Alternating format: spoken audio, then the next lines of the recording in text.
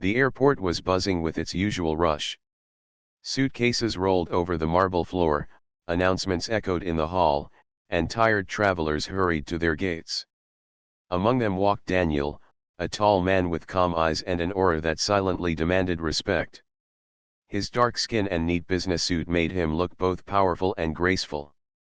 He was not just another passenger, he was the CEO of a global company, though no one around seemed to know or care. Daniel had learned long ago that respect was not always given freely. He worked for years to earn it, building his business from nothing to a billion-dollar empire. Yet in moments like this, he knew some people only looked at the surface. At the check-in counter, Daniel handed over his ticket. His assistant had booked him a first-class seat, as always, because his long meetings and constant travel demanded comfort. The clerk behind the desk, a young woman with a forced smile, took one glance at him, then at the screen. "Sir," she said stiffly, "there must be a mistake. This seat is not available for you." Daniel frowned slightly. "Not available? The ticket was booked days ago."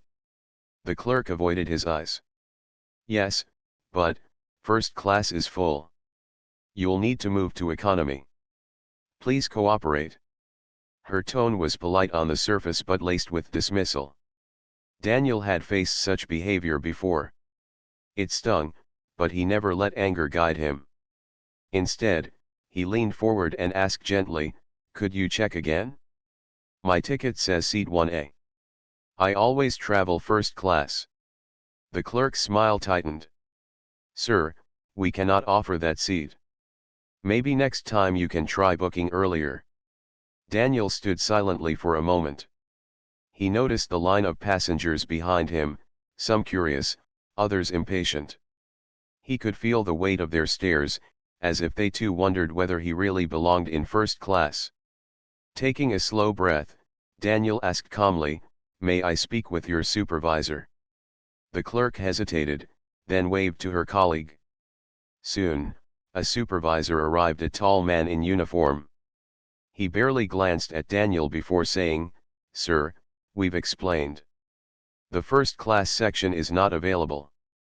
Please move to economy, or you'll miss your flight." Daniel's heart tightened. He had faced rejection many times in life, banks refusing loans, investors doubting him, even neighbors questioning his worth. But this moment was different. He was not asking for charity. He had paid for his place. He had earned it.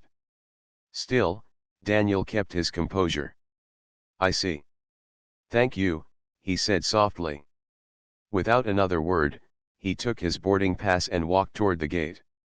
As he moved through the crowd, his mind drifted to his journey. Years ago, Daniel had been a boy living in a small town, raised by a mother who worked 2 jobs just to keep food on the table. He remembered how she told him, "Son, one day you will sit where they say you cannot. And when you do, keep your head high." Those words echoed in him now. His mother's voice, steady and full of hope, carried him forward even in the face of unfairness. When Daniel reached the boarding gate, he handed his pass to the flight attendant. She scanned it and said, "Sir, you're in seat 34B, middle row, economy." Daniel nodded, though his chest tightened again. He had spent the night preparing for an international meeting, where millions of dollars and hundreds of jobs were at stake. He needed rest. Yet here he was, told to squeeze into a crowded seat while the one he had purchased remained empty or given away. As he stepped into the plane, the air felt heavy. Passengers in first class were already sipping juice, stretching their legs in wide leather seats. The curtain dividing the cabin felt like a wall between two worlds. Daniel walked past quietly, his shoes echoing against the floor. Some passengers glanced at him briefly, then returned to their screens and conversations. He reached his economy seat, where 2 strangers were already seated beside him, chatting happily. Daniel lowered himself into the narrow seat, his tall frame barely fitting. He closed his eyes and told himself, "Stay calm. This is only a flight. 12 hours in economy will not break you. But deep inside, a storm brewed. It wasn't just about comfort. It was about being denied dignity. It was about a system that sometimes refused to see beyond skin and assumptions. Minutes later, the cabin crew prepared for takeoff. Daniel fastened his seat belt, staring out the window at the runway lights. He thought of his mother, of the boardroom awaiting him, and of the truth he carried within: he was a leader, no matter where he sat. What he didn't know was that fate had other plans. Within the next 12 minutes, something would happen that would turn this flight into a story none of the passengers would ever forget. And Daniel, calm, steady Daniel, would soon stand not as a rejected passenger but as the man who could change everything. The airplane doors closed with a soft thud, sealing in the world of passengers who were about to share the same sky for the next long hours. Daniel sat silently in his cramped economy seat, his tall legs bent awkwardly against the seat in front of him. The man beside him was already dozing off, while the woman on the other side was busy adjusting her headphones. Daniel leaned back and let out a slow breath. The rejection at the counter still echoed in his mind, but he reminded himself of the promise he made to never let bitterness rule him. He pulled out his notebook, a small leather-bound journal he always carried. On its first page were the words his mother once told him: "Dignity is not given by a seat or a title. It lives in the choices you make when you are tested." He traced the words with his finger and whispered to himself, "Stay calm." As the plane taxied to the runway, Daniel closed his eyes. He wanted rest, but his thoughts kept running. He thought about the meeting waiting for him overseas, a meeting that could change the future of his company and the lives of thousands of workers. He had prepared for months, negotiating, drafting plans, building strategies. Everything depended on his focus. Yet here he was, pushed into discomfort and distraction. The engines roared, and the plane lifted into the night sky. City lights below flickered like tiny stars, slowly fading as the plane climbed higher. Passengers relaxed into their seats. Some ordered drinks. Some scrolled through movies. Daniel sat still, gazing at the window, until he noticed something unusual. The plane shuddered slightly. It wasn't unusual for turbulence, but this was different. The shiver came not from the air but from the way the plane tilted for a moment. The lights above flickered. Passengers looked around, curious but not alarmed. The pilot's voice came over the speakers. "Ladies and gentlemen, we're experiencing a minor technical adjustment. Please remain seated." His tone was steady, but Daniel heard a faint hesitation in it. Daniel's years as a leader had trained him to notice small cracks in confidence. And that single hesitation told him the situation was not as simple as the pilot suggested. A few minutes passed. The plane steadied, but Daniel's eyes remained sharp. He saw a flight attendant whispering nervously to another near the curtain of first class. Their faces carried unease, though they tried to hide it behind polite smiles. Daniel straightened in his seat. Something wasn't right. The woman next to him removed her headphones and asked quietly, "Do you think everything's fine?" Daniel turned to her with a gentle smile. "I'm sure they're handling it," he replied. But inside, he wasn't convinced. Suddenly, a sharp announcement broke the calm. "Ladies and gentlemen, we request everyone to stay seated and keep your seat belts fastened. We are encountering unexpected difficulties." The murmurs in the cabin grew louder. Passengers looked at each other with wide eyes. A baby began to cry. The tension spread like a wave. Daniel's mind sharpened. He had managed boardroom crises that risked millions. He had faced storms in business where one wrong step could destroy everything. But this was different. This was life itself. Minutes ticked by. The plane shook again, harder this time. The man beside Daniel gripped the armrest with pale knuckles. A few passengers gasped. Daniel leaned forward slightly, his instincts stronger than his fear. He had always believed that leadership was not about titles or places of comfort. It was about responsibility, stepping forward when others hesitated. He pressed the call button. A flight attendant hurried over, her face tight with forced calm. "Yes, sir." Daniel looked at her steadily. "I need to know. What's happening in the cockpit?" Her lips pressed into a line. "Sir, everything is under control." But her eyes betrayed the truth. Daniel could see the storm of worry behind them. He lowered his voice. "Listen. I'm not just another passenger. I'm responsible for thousands of lives every day. I know when something is not right. If you want to keep this cabin calm, you need to be honest with me." The attendant hesitated, then glanced around before whispering, "The captain, he seems shaken. There's a technical alarm that hasn't cleared. He's trying to decide what to do." Daniel's heartbeat quickened, but his face remained calm. "Thank you," he said. As she hurried away, Daniel sat back, deep in thought. His mind raced with questions. What kind of technical alarm? How serious? Could it be ignored? And most importantly, could the pilot be trusted to stay composed under pressure? Daniel remembered moments from his business journey, times when his company was on the edge of collapse. In those moments, he had kept calm not for himself, but for his people. He wondered now if the pilot could do the same. The murmurs in the cabin grew louder. A man stood up, demanding answers, but the attendants quickly asked him to sit down. Fear was spreading. Daniel placed his notebook back in his pocket. He closed his eyes for a moment and whispered, "Mother, give me strength." Then he opened them again, sharper than before.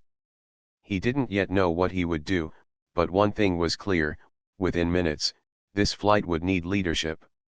Real leadership. And Daniel was ready to stand up, whether in economy, first class, or even the cockpit itself. The clock was ticking. 12 minutes. 12 minutes before Daniel's calm strength would turn into decisive action that no one on this plane would ever forget. The cabin was filled with unease. The hum of the engines, once a background comfort, now felt heavy with uncertainty. Passengers shifted nervously, whispering questions the crew avoided answering. Daniel sat in silence, but his eyes never left the curtain that separated the cockpit from the passengers. He could feel it, something wasn't right. And silence from leadership was often more dangerous than the problem itself. The woman seated next to him finally spoke. "You don't look scared. How are you so calm?" Daniel gave her a small smile. "I've learned that fear spreads faster than truth. If we all give in to fear, we make the problem worse." Her eyes softened. "But what if the problem is too big?" Daniel's voice was steady. "Then we face it together. Problems are never bigger than the strength of people who refuse to give up." Before she could reply, the plane jolted again. This time harder. Luggage shifted in the overhead bins, and a loud clatter echoed through the cabin. Gasps filled the air. A child cried out, clutching his mother's arm. The captain's voice returned on the intercom, but it was shaky. "Ladies and gentlemen, we're experiencing a system error. Please remain calm. We are working on it." Daniel caught the hesitation. The pauses between words. The tone of a man trying to mask fear but failing. It reminded him of young managers he once hired, talented on paper, but crumbling when true challenges came. Leadership, Daniel knew, was not about titles or uniforms. It was about steadiness in the storm. He unbuckled his seat belt slowly. The man beside him whispered urgently, "What are you doing?" "Sit down." Daniel's eyes were firm. If the captain cannot steady himself, someone has to. Fear will break this cabin before the plane even touches the ground. He walked down the aisle, his tall figure commanding quiet attention. Passengers turned their heads, murmuring. A flight attendant rushed to intercept him. "Sir, Please remain seated. The situation is under control. Daniel looked at her with calm authority. I respect your duty, but you know as well as I do the captain is losing composure. If passengers sense it, panic will spread. Let me speak with him. The attendant hesitated. Behind her eyes was the same fear Daniel had seen earlier. She whispered, Sir, I could lose my job if I let you through. Daniel placed a reassuring hand over his chest. And I could lose my life if we do nothing. You must decide what matters more right now. His words carried weight.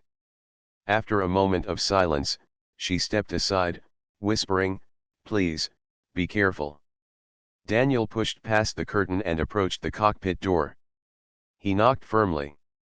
A shaky voice answered, Yes. Who is it? Daniel, he replied. A passenger. I need to speak with you. There was a pause, then the door opened slightly. The captain's face appeared, pale and sweating. He looked much older than Daniel expected, his eyes darting nervously. What do you want? You can't be here, the captain stammered. Daniel met his gaze with calm strength. You're not steady. The crew knows it. The passengers know it. If you lose control, everyone will panic. You need help. The captain bristled, his pride wounded. I am the pilot. I'm in command here. Daniel nodded slowly. Yes, you are the pilot. But right now, command is not about position, it's about composure. And you don't have it. The co-pilot, sitting silently beside him, turned his head sharply at Daniel's words. His voice was soft but honest. He's right, Captain. You're shaking. You haven't even given clear instructions since the alarm started. The captain slammed a trembling hand on the dashboard. This is my plane. I won't have passengers telling me how to do my job. Daniel's eyes remained steady. Then listen to me, not as a passenger but as a leader. I built a company from nothing. I have faced storms where thousands depended on me. And I can see when a leader is about to lose his people. The cockpit was silent except for the hum of controls. The co-pilot stared at Daniel, then back at the captain. We can't keep hiding the truth. The system alarm is real. We may need to ground the plane. The captain's face twisted with fear. He leaned back in his chair, his breathing heavy. Daniel placed a firm hand on his shoulder. You don't have to carry this alone. Let me help you steady the people. That's what leadership means, sharing the weight. The captain's eyes flickered with resistance, then slowly dropped. He whispered, I can't do this. The co-pilot looked sharply at Daniel. If the captain can't, then someone has to. Sir, do you know aviation? Daniel shook his head. No. But I know people. And right now, people are the most unstable part of this plane. If fear takes over, we're finished before the plane even lands. Let me manage them. You handle the controls. The co-pilot nodded slowly, seeing truth in his words. Daniel straightened, his presence filling the small cockpit. He didn't need to know buttons and switches. His job here was greater. He had to calm the hearts of hundreds. As he turned to leave, the captain muttered weakly, Do what you want. I can't stop you. Daniel stepped back into the cabin. The passengers' eyes were already fixed on him, sensing he had seen something they hadn't. He looked over the sea of anxious faces.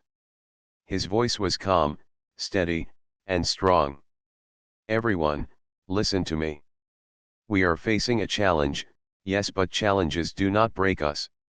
I need you all to breathe, to stay steady, and to trust that we will land safely. Fear will not help us. Strength will.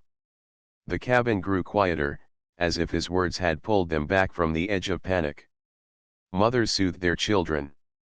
Men loosened their grips on the armrests. Even the attendants straightened, finding courage in his tone. Daniel stood tall, a leader not by seat or uniform but by spirit. And though the plane still carried its warning alarms, the cabin carried something stronger now: hope. What Daniel didn't know yet was that this moment would not only calm the passengers but also test the fate of the entire flight. The cabin had grown quieter after Daniel spoke. His calm voice seemed to settle the hearts of many. For the first time since the alarms began, passengers sat back, their panic slowly softening into nervous hope. Mothers rocked their children, the elderly breathed more evenly, and even the attendants walked with more confidence. Daniel returned to his seat for a moment, though his mind was still fixed on the cockpit. He knew this was not over. Fear had been calmed, but the danger was still real. The pilot's eyes shaking, uncertain, remained in Daniel's memory. That man was supposed to guide them through the sky, yet he had already surrendered to his own fear. The woman next to Daniel whispered, "What did you see? What's really happening?" Daniel gave her a small, reassuring smile. "There is a problem, yes. But problems are not the end of the story. They are just tests. What matters now is that we stay calm." She nodded slowly, clutching her hands together. "You sound like someone who's led people before." Daniel didn't answer. He only looked down at his notebook again, where his mother's words reminded him that dignity and courage were choices. Another shudder went through the plane. This time, it was stronger. The lights flickered once more, and a few overhead bins rattled open. Gasps rose from the passengers, but Daniel stood immediately, raising a hand. "Stay calm. Breathe," he said in a strong but gentle voice. "The crew is working on it. We will land safely." His words carried weight. People looked at him, not the pilot's voice on the speakers. Somehow, they trusted Daniel more than the uniform in the cockpit. Moments later, the co-pilot walked through the curtain. His face was serious but not panicked. He made his way to Daniel. "Sir," he said quietly, "may I speak with you?" Daniel followed him toward the galley at the front. Away from the ears of passengers, the co-pilot spoke in a low tone. "The system alarm hasn't cleared. It's connected to engine stability. We're not in immediate danger, but we cannot continue long. We must land soon." Daniel's brows furrowed. "Then prepare to land." The co-pilot shook his head. "That's the problem. The captain, he is refusing to make the decision. He keeps saying we should wait, that it might fix itself. But every minute we wait, the risk grows. I don't have authority to override him unless he is declared unfit." Daniel understood immediately. The captain's pride was stopping him from doing the right thing. His fear had turned into stubbornness. The co-pilot leaned closer. "I've seen many leaders, but I've never seen someone steady a cabin the way you just did. If I declare him unfit, I will need someone to support me, not as a pilot, but as a leader of these people. They will panic if they don't trust the decision." Daniel met his eyes firmly. "If you declare it, I'll stand with you. But you must be sure." The co-pilot nodded slowly. "I am sure. We cannot wait." Together, they returned to the cockpit. The captain was still gripping the controls, his forehead wet with sweat. His eyes darted as alarms blinked faintly on the panels. "We can't delay anymore," the co-pilot said firmly. "We must ground the plane at the nearest airport." The captain shook his head wildly. "No. I can fix this. If we land now, they'll say I failed. They'll take my wings. I won't allow it." Daniel stepped forward, his voice calm but commanding. "Captain, listen. Leadership is not about protecting pride. It's about protecting people. Right now, every person on this plane is depending on you. And you are not steady enough to carry them." The captain's eyes burned with both anger and despair. "You don't understand what it means to lose everything." Daniel's voice softened. "I do. I've lost before.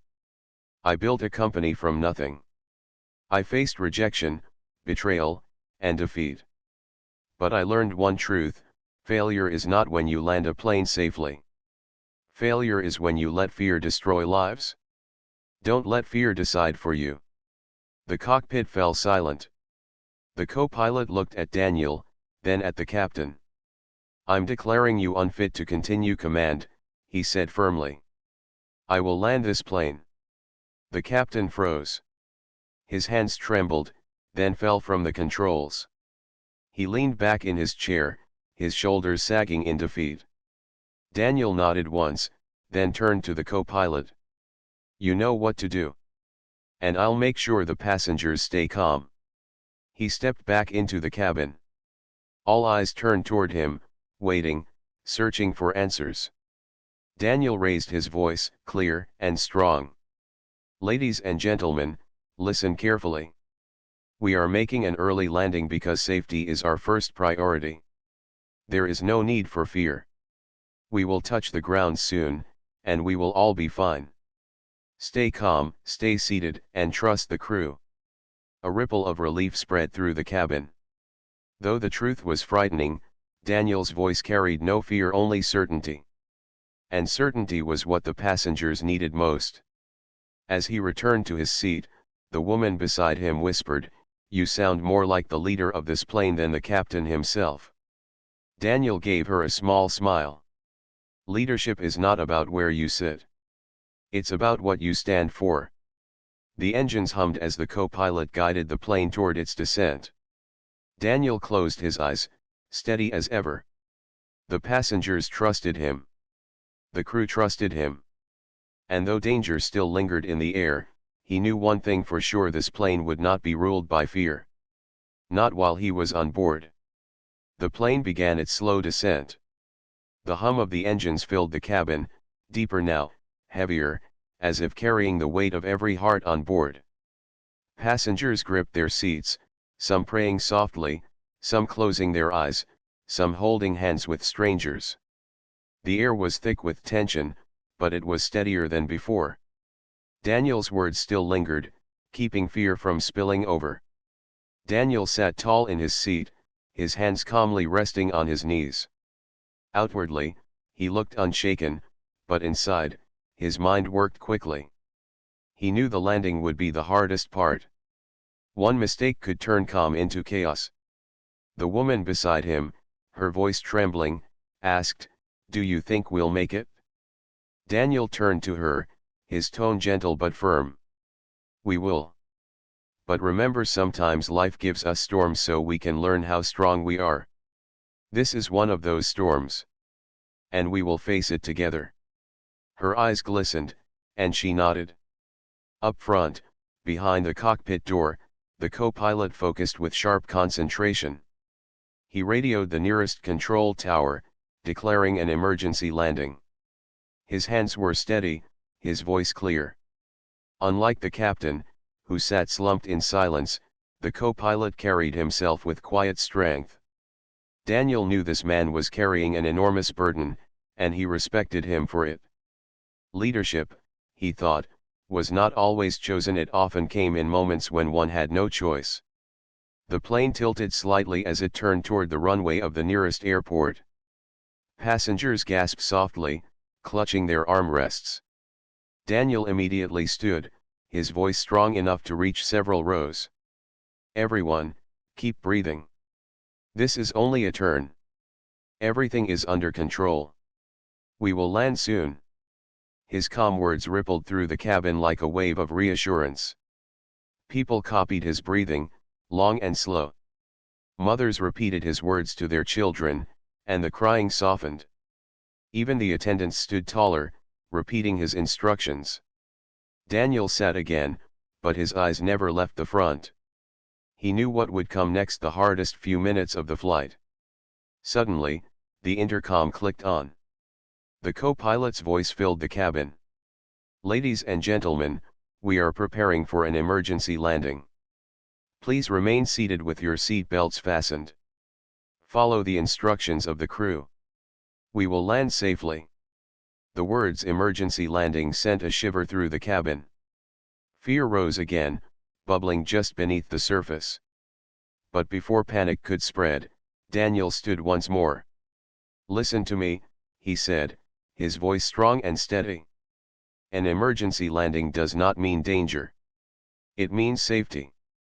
It means we are taking the wise path, the careful path. This is the decision of a responsible crew. Trust them, and trust yourselves. We will be fine." His words anchored the passengers again. Heads nodded, shoulders relaxed slightly. It was as if they had decided if Daniel believed, then so would they. The attendants began their safety instructions. They showed how to tighten seat belts, how to brace for landing, how to follow the lights if needed. Their voices were clearer now, their courage drawn from the presence of Daniel. Daniel helped the elderly man across the aisle adjust his belt. He checked on the young boy in front, patting his shoulder gently and saying, "You're brave." He even helped the nervous man beside him breathe slowly until his hands stopped shaking. Everywhere he moved, the cabin grew calmer. Minutes passed like hours. Finally, the announcement came. "Prepare for landing." The engines roared louder, the plane tilted downward. The ground, dotted with city lights, came closer and closer. The pressure in the cabin grew heavy, pressing against ears and hearts alike. "Brace! Brace!" the attendants called. Passengers bent forward, clutching their knees, breathing fast. But through it all, Daniel's voice rang out like a steady drum beat. "Stay calm. We are safe. We are strong." The runway lights appeared through the windows bright, straight, guiding them home. The plane shook violently as the wheels touched down. For a moment, it felt as though the ground would not hold them. The cabin rattled, a loud screech filling the air. Passengers cried out. But then slowly, steadily the plane began to slow. The screech softened into a hum, the shaking eased. The plane rolled forward, slower and slower, until finally, with a long sigh of brakes, it came to a complete stop. Silence filled the cabin. Then came a wave of gasps, cries, and finally applause. People clapped with relief, with gratitude, with joy. Tears streamed down faces. Mothers hugged children tightly. Strangers embraced. Daniel sat back in his seat, his eyes closing for a brief moment of peace. Around him, the cabin was alive with relief.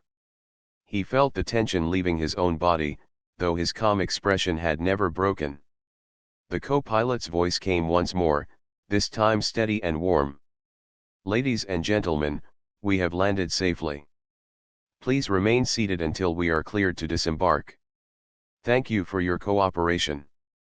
Passengers cheered again. Some even chanted the co-pilot's name after hearing it, but many turned their eyes to Daniel. They knew, deep down, that without his presence, fear might have overtaken them long before the landing.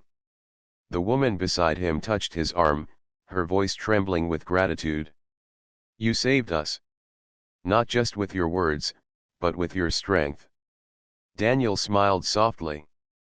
"I only reminded everyone of what they already had the courage inside them." But inside, he knew this was not the end. A greater test still waited.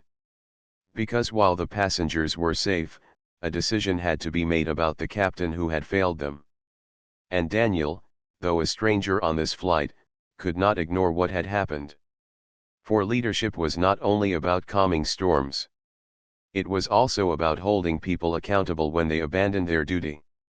And soon, Daniel would have to stand once again not just as a passenger, but as a leader of truth.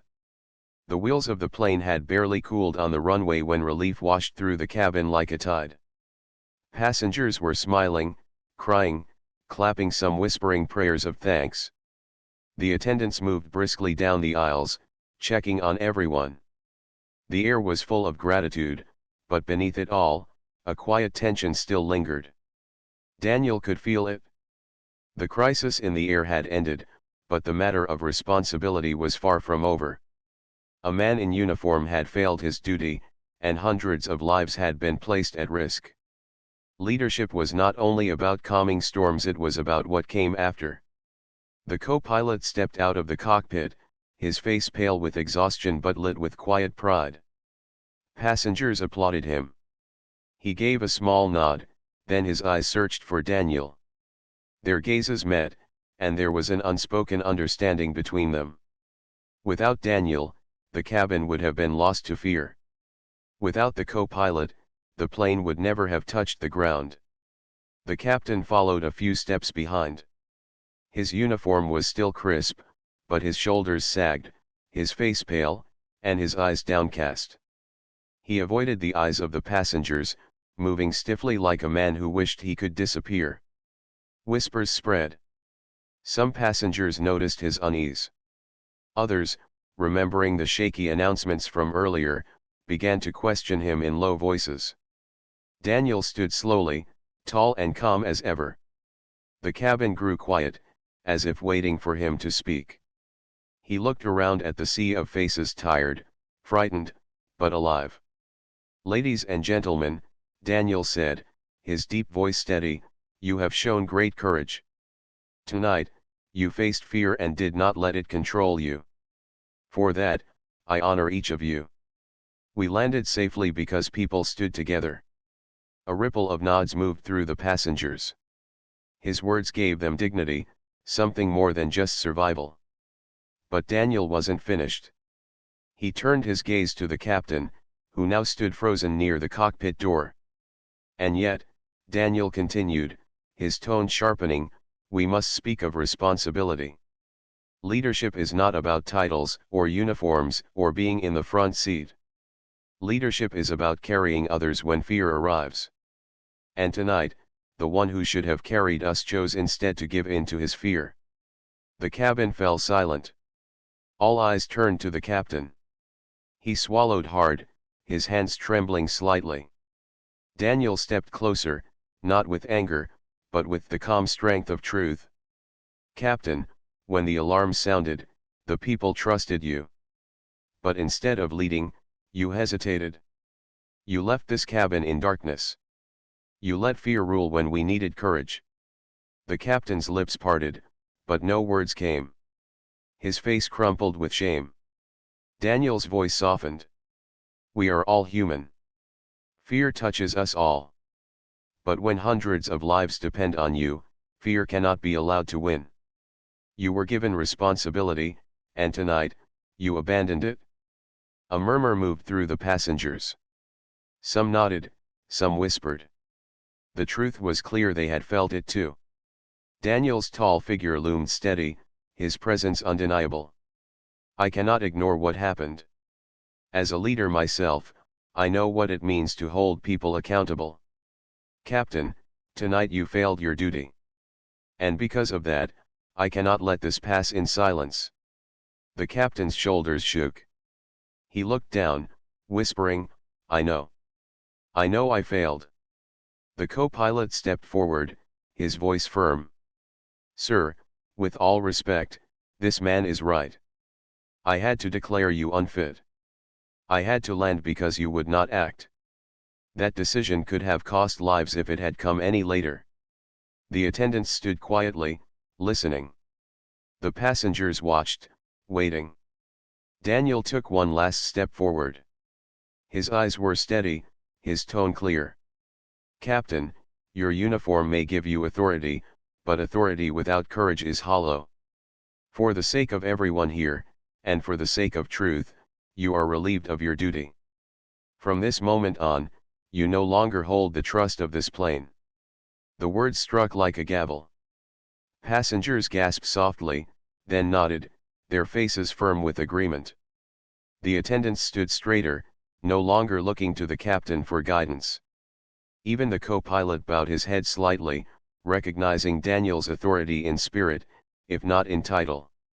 The captain lowered himself into a seat, burying his face in his hands. He did not protest. His silence was his answer. Daniel turned back to the passengers. "You are safe. The storm has passed. And let this night remind us all, true leadership is not about where you sit. It is about what you stand for." Applause filled the cabin, not wild or loud, but steady and strong. It was applause for truth, for courage, for dignity. The co-pilot approached Daniel quietly. "Sir, I don't know who you are, but you've just done what few people could. You've reminded everyone of what leadership really means." Daniel gave a small smile. "My name is Daniel. I lead a company, but titles don't matter. Tonight, I was simply a man who could not stay silent." The co-pilot nodded, his respect clear. "The airline will hear of this." "They must." Daniel shook his head softly. "Do what you must. But remember, the lesson tonight is not for me. It is for all of us. Fear will come again, in many forms. When it does, we must remember this night, and we must choose courage." As the cabin settled once more, Daniel sat back in his seat. He was tired, yes, but steady. Around him, people looked at him not just as a fellow passenger, but as the man who had carried them when their captain could not. The flight was safe now. The storm was over. But Daniel knew this was only the beginning of the story. Because sometimes, moments like these ripple far beyond one night, changing lives, and even the course of companies, forever. The plane rolled to a slow stop near the gate, and the passengers finally felt the weight of safety sink into their bones. The doors opened, and fresh night air swept into the cabin, mixing with the heavy silence of relief. One by one, people began to step out, their faces still pale but lit with gratitude. Some paused to thank the attendants. Some nodded respectfully at the co-pilot. But many glanced at Daniel, their eyes carrying silent words of respect they could not quite speak aloud. Outside, buses waited to take the passengers into the terminal. The night was still, the runway lights glowing in the distance. Yet even as people moved forward, whispers about what had happened on the plane traveled among them like fire. They had all lived the same 12 minutes of fear, and they would never forget it. The co-pilot walked beside Daniel as they left the aircraft. "Sir," he said quietly, "what you did tonight will not stay hidden. People will talk. The airline will investigate. You should prepare yourself for attention." Daniel gave a calm smile. "I did what needed to be done. Nothing more. The rest will take care of itself." But in truth, he knew this was not the end. Stories like this had a way of spreading. And sometimes, they changed everything. The terminal was alive with reporters, alerted by passengers who had sent messages as soon as the plane touched the ground. Cameras flashed, voices rose, questions echoed. The airline staff tried to control the scene, but it was impossible. Too many people wanted to know what had really happened. Why had the flight nearly ended in disaster? Passengers themselves stepped forward. A woman with tired eyes but steady voice spoke into the microphones. "It was this man," she said, pointing toward Daniel. "The captain lost control. Fear ruled him. But this man, he stood up. He calmed us. He gave us strength. Without him, the plane would have been chaos." Another passenger added, "He spoke truth when no one else could. He reminded us we were more than fear." The reporters turned their lenses toward Daniel. He stood quietly, his tall figure commanding the space without effort. He did not pose or demand attention, yet all eyes were on him. One journalist asked, "Sir, who are you?" Daniel's answer was simple. "I am a man who believes in responsibility. Tonight I was a passenger, just like everyone else. But when fear threatened to control us, I could not stay silent. Leadership belongs to anyone who chooses courage over silence." The words spread like sparks through the cameras, reaching homes, phones, and offices beyond the airport. By the next morning, headlines carried the story across the country. "Passenger grounds plane, speaks of courage and leadership." Photos of Daniel's calm face filled screens. Passengers gave interviews, retelling every detail. The co-pilot himself confirmed the truth. Without Daniel, he said firmly, the cabin would have collapsed into panic. His voice carried us. His strength steadied me as well. The airline held an emergency meeting. Executives reviewed reports, passenger statements, and recordings from the cockpit. There was no denying it, the captain had failed in his duty. His hesitation could have cost lives. The board made a quick decision: the captain was removed from his position permanently. But their attention soon turned toward Daniel. Who was this man who had stepped in with such strength? Why had he spoken like someone used to carrying responsibility? It did not take long for the truth to surface. He was Daniel Reed, CEO of one of the largest companies in the city. A man known for discipline, fairness, and a belief in dignity at work. His story, once tied to boardrooms and contracts, now belonged to something greater, a lesson in leadership that touched every kind of person. Days later, Daniel was invited to speak at a press conference. Reporters filled the hall. Cameras waited. But Daniel did not walk to the podium with pride or with a smile of victory. He walked with calm humility, the same as he had shown on the plane. "Ladies and gentlemen," he began, "this is not a story about me.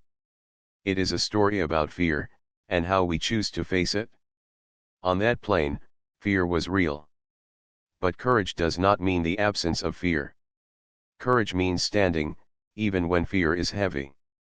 Leadership is not about power or position. Leadership is about responsibility. If you can give calm to even one person in a storm, you are a leader. If you can speak truth when silence is easier, you are a leader. That night, I was simply a man who chose to act. And so can anyone. The hall was silent, his words sinking deep. Months passed, but the story did not fade. It was told in schools as a lesson in courage. It was shared in workplaces as a reminder of accountability. And for the airline, it became a turning point. They renewed their training, strengthened their focus on responsibility, and honored the co-pilot who had saved the flight. As for Daniel, he returned to his work. Yet he carried with him the memory of that night, the faces of the passengers, the trembling voice of the captain, the steady hands of the co-pilot. He often reminded his team, power is not given by titles. It is earned by trust. And trust is built when we stand firm in moments of fear. One evening, long after the world had quieted down about the flight, Daniel sat by his office window, watching the city lights. He thought of how 12 minutes in the sky had changed so much, not only for him, but for everyone who had been there. And he realized something simple, something powerful: sometimes, life gives us storms not to break us, but to remind us of the strength we already carry. With that thought, Daniel leaned back, calm and steady. The storm was behind him, but the lesson would remain forever.